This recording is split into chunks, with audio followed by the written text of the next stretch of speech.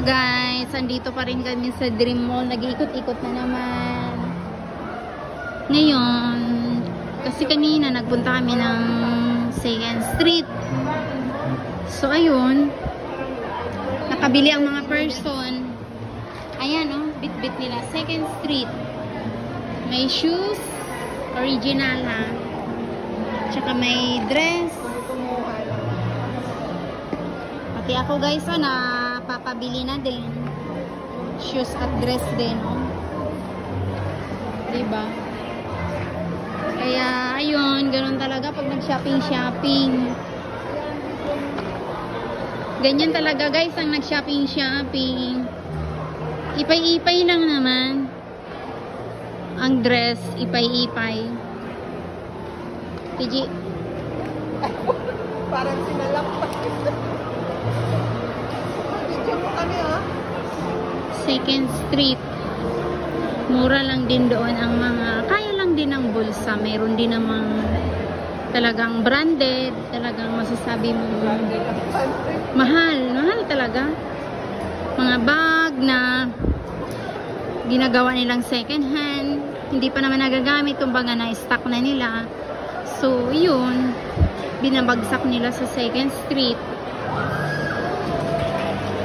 Kaya, ganun din. 2nd Street. Second na nga siya. Second hand. Pero, talagang masasabi mong matibay.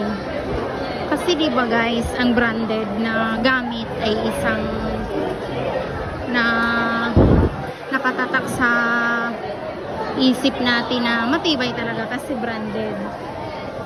So, ayun. Ngayon, papunta na kami ng H&M. Doon na naman kami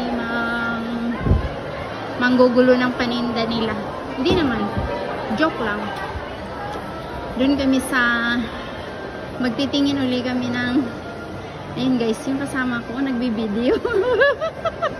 Hi! Ayun.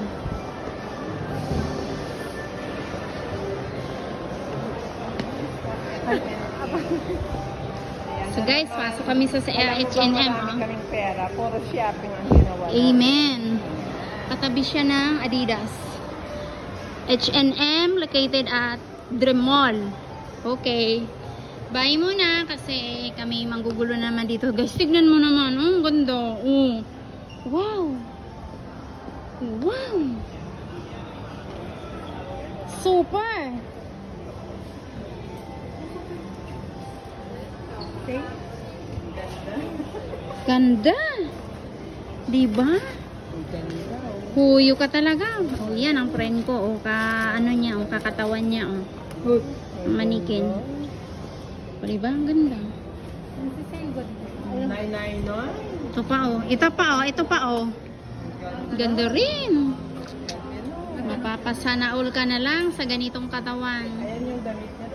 O, diba? Sige, bye. Sige mga guys. Bye muna. Ito din, oh. Maganda, oh. Diba? Okay, bye.